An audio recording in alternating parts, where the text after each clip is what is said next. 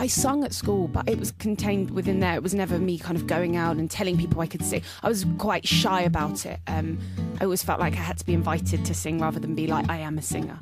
Jessie Ware's debut album Devotion was released in the UK during the London Olympics, and Ware's sultry voice, riding coolly crafted dance grooves, became the soundtrack to an extraordinary time in her native Britain. Although Jessie's first album won't be released in the States until this spring, she stopped by WFUV to perform a few songs live, and that session is coming up here on Words and Music from Studio A. Hi, I'm Kara Manning. South Londoner Jessie Ware never intended to become a pop singer. She had an eye on becoming a reporter until a former classmate, singer Jack Peñate, coaxed her to sing backup vocals for him on tour. After that experience, it was hard for Jessie to simply write about music. She needed to make it. Collaborations with Katie B, producer Subtract, and dubstep specialist The Joker followed, and she honed her live chops in London's underground club scene.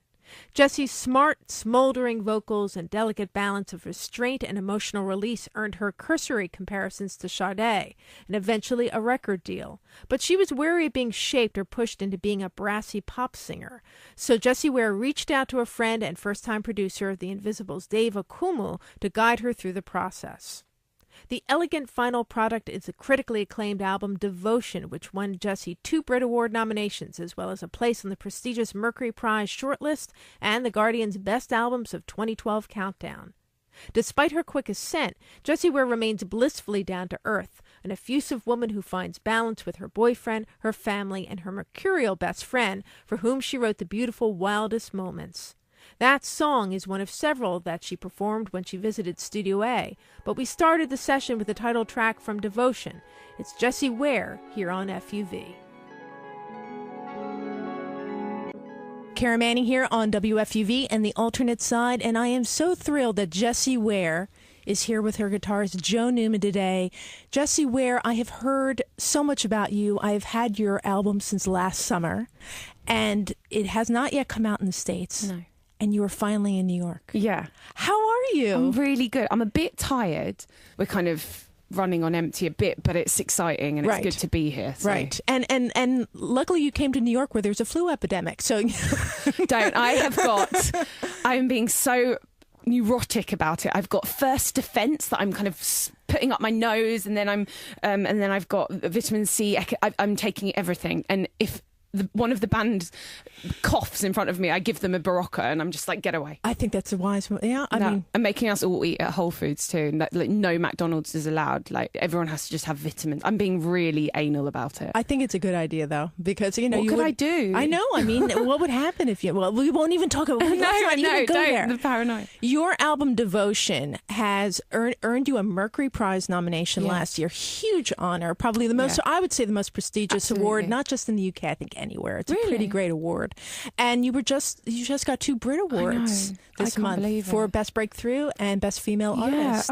Which I think is extremely generous of them, seeing as I feel like I'm just starting out. So to be up for Best Female, it's a real compliment that people have voted me in for that. And Best Breakthrough, it's very exciting. I've always watched that award show, and it's always quite exciting, and now I get to go to it and actually be nominated. I mean, it's kind of, dreams are coming true. It's pretty fabulous, and considering that you began as a backing singer, and we'll talk more about that. But the thing that I think was also nice in the timing of when Devotion came out in the UK, it comes out in the US in April, but your EP, which is called If You're Never Going to Move, is out now in the United States, and Your album came out during the London Olympics and during a time of great celebration. It was around right after the Jubilee. It was probably one of the most sort of vibrant, charismatic moments in all of Britain.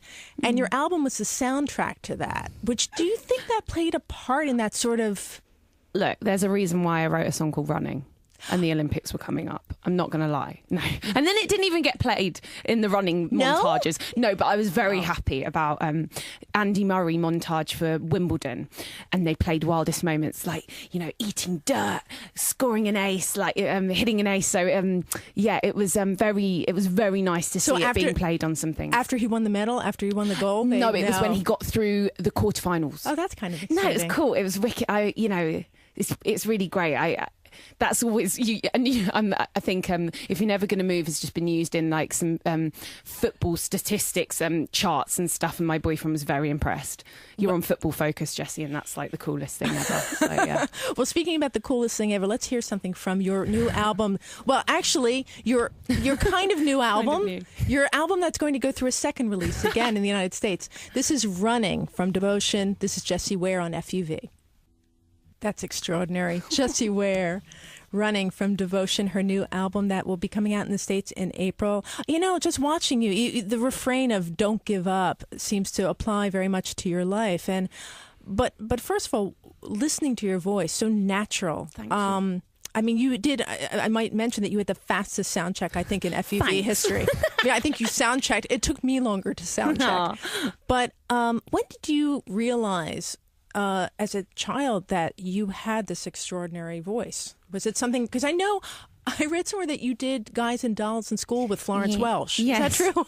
So you obviously were aware when you were a kid that you could sing. Yeah, I sung in school, and it was always kind of in musicals because I had singing lessons at school, so people kind of knew that I could sing a bit, and I'd get these nice parts, I think, because I could sing, and not because I was a great actress. But my school were very supportive about my voice. But I was trained classically, so I went through doing all the grades, but I was never a classical singer. I mean, I had too much of a husky voice. I liked singing jazz standards, so I think it was kind of developed through secondary school. But I was singing a little bit when I was 10, but I was never a kind of jazz hands kind of girl. But I was actually quite awkward about it. I used to always get a cold before a show or a performance because I'd be very totally. I was Miss Adelaide, and so it used to annoy my mother so much because she'd just see me sniffing my way through these solos and get very annoyed. But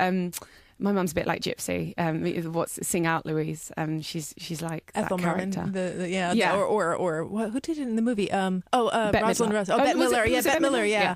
So and Rosalind Russell. Oh, okay. But yeah, so I sung at school, but it was never It was it was contained within there. It was never me kind of going out and telling people I could sing. I was quite shy about it. I always felt like I had to be invited to sing rather than be like, I am a singer. So yeah.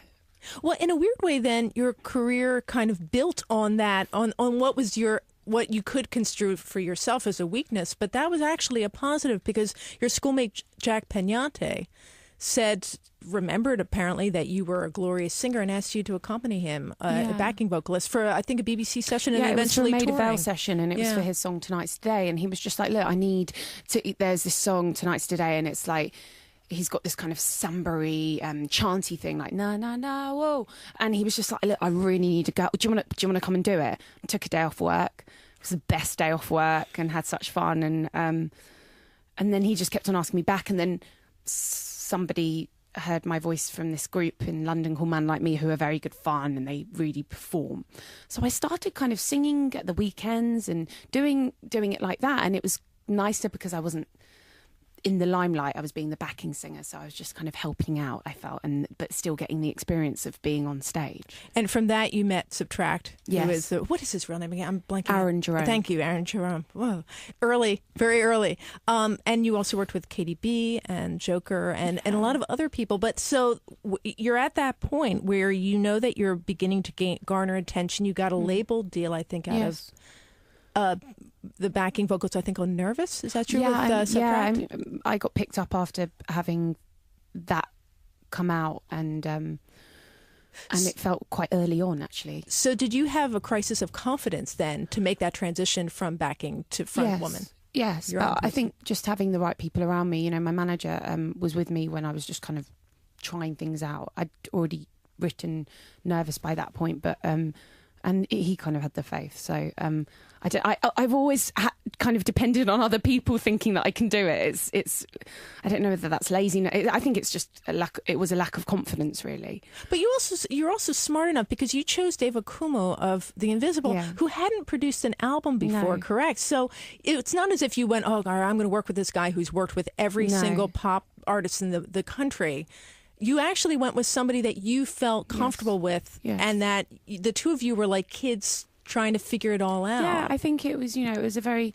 I think I would have been very intimidated working with a huge pop person, and I think I wanted the moment of writing my first album to be a wonderful experience, and I wanted to share it with a wonderful person, and that was Dave Akumu, and I wanted us to both have these experiences of trying these new things out, me putting out an album, him producing his first album, and we have such a fondness for each other.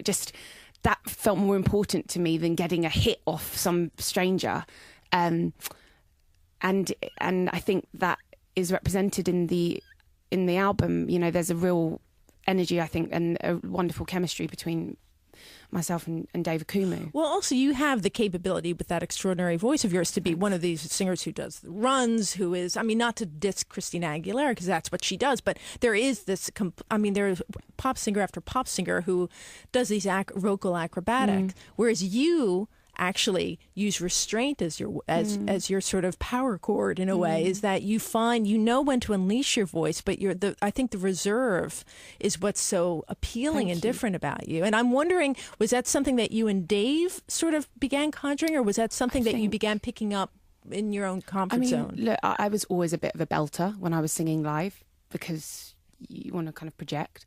I think it was working with Subtract that it really I was singing and I think I was just kind of humming an idea, and it was very awkward and quite quiet. And he was like, "Oh God, I love that. You sound a bit like Aaliyah." And I was like, okay, cool. I'll go with that then. That's fine. And so I think I really learned that about hearing what other people liked about my voice. I think you've got to understand what people are liking and work with that, and I think that's really important. So I was like, well, Subtract's really liking my voice like that. Well, that's easy. I can sing restrained. That's nice, and I feel I could have more control over it and kind of tell a story better. And actually working with Dave as well, he's all about the kind of subtleties, and so I think that was a real match made in heaven as well. Now, Dave also went through a horrible accident in May. Yeah. He was nearly electrocuted. He was electrocuted for like 15 seconds. Oh, my goodness. It was awful. Now, I imagine he was in hospital for a while. But now, where were you in the process of the record when that was happening? We'd finished the record. I was actually recording. I was shooting a video that didn't come out that we did. We were in Spain, and I found out the news in the morning through my mum, because my mum's like on Twitter, and it'd gone through on that. She was like, darling, Dave's had an accident. And so I was in the middle of shooting this video, and then I was like, I can't shoot this video at the moment. I need to find out that if he's okay. So then we found out, and actually he was stable and he was alive, and he was back in London getting treatment. So it was really awful. It's very scary. And is he okay now? Or he is okay now. He's fine. Yeah, nothing. He's walking. It broke his leg, and he's okay. He's walking without a crutch now, and he's Wow. he's getting better.